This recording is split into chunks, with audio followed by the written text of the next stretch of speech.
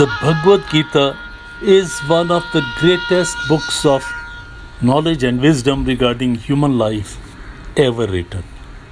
It's a myth that Gita is meant only for those who opt for sannyas. It would be wrong to infer that reading or study of the book takes you away from life. The fact is that every reading of the book gives you greater insight into various facets of your life, particularly the importance of the duty. The book comprises dialogue between Lord Krishna and Arjun. It takes place at the most inopportune yet strangely befitting time, that is right when the two armies of the Kauravas and the Pandavas are at the battlefield of Kurukshetra, just ready to fight. Now I'll describe the core content or the essence of each chapter and the lessons that we learn. Chapter 1, Breakdown of Courage of Great Warrior Arjun. Sanjay relates to his master Dhritarashtra the happening on the battlefield. He has been endowed with special faculty by which he can see all the activities on the battlefield. The chapter describes the great warriors on both sides, that is, Kauravas and Pandavas. The core subject of the chapter is the breakdown of the courage of brave Arjun on observing on the battlefield that there are his own relatives on both the sides. Chapter 2 is about Sankhya Yoga. The Lord explains to Arjun that brave warriors have no reason to grieve for the dead or for the alive. Soul is indestructible. Body is to soul just as clothes are to body. The Lord further explains that due to imperishable nature of soul, he has no reason to be subjected to any sorrow. Besides, anyone who is born has to die one day or the other. Having listened to Krishna intently, Arjun requests him to explain the attributes of a stable-minded person. These are explained by Lord Krishna. Knowing that Arjun had totally lost the stability of his mind. Chapter 3 is about Karam Yoga, or the yoga of action. Arjuna is confused about the two paths of yogic discipline, that is, Sankhya Yoga or Karam Yoga.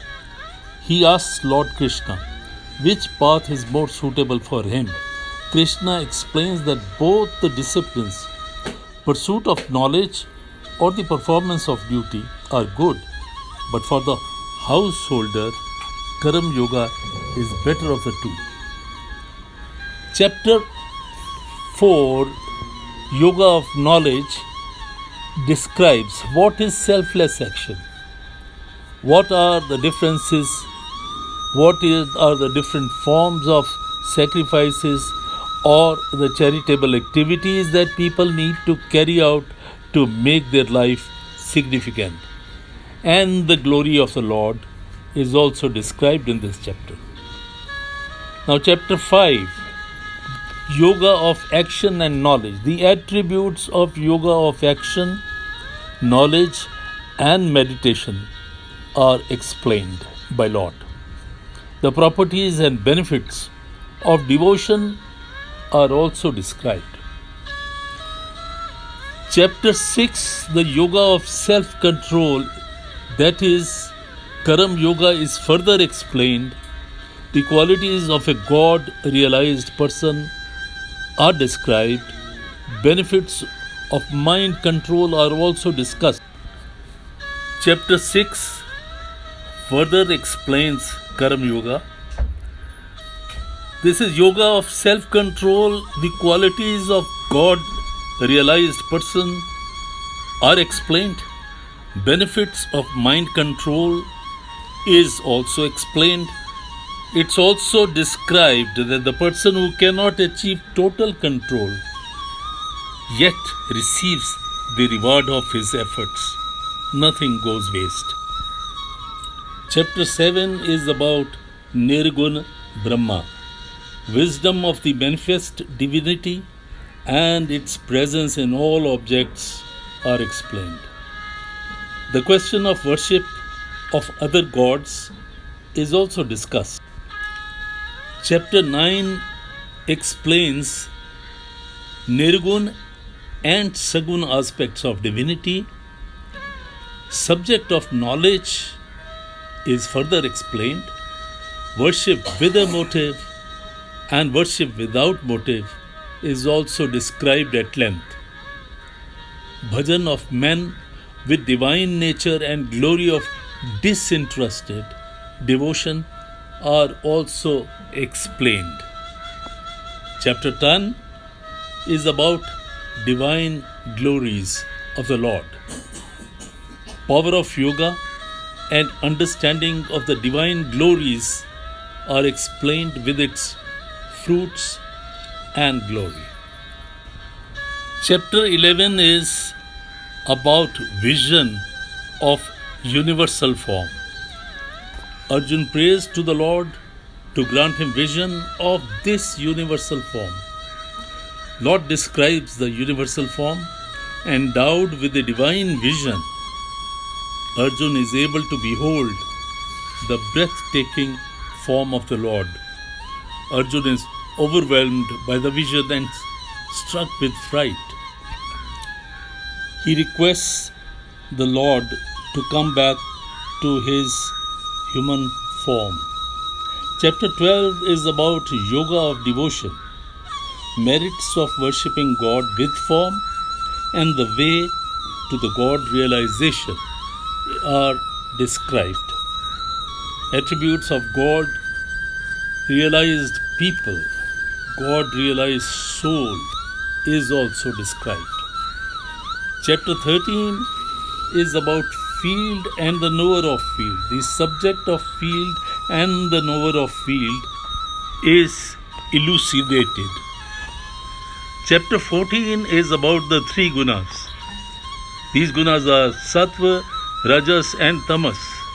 These are the tendencies. They are explained. How one guna suppresses the other two and becomes responsible for the actions of the concerned person at a particular time, that is explained.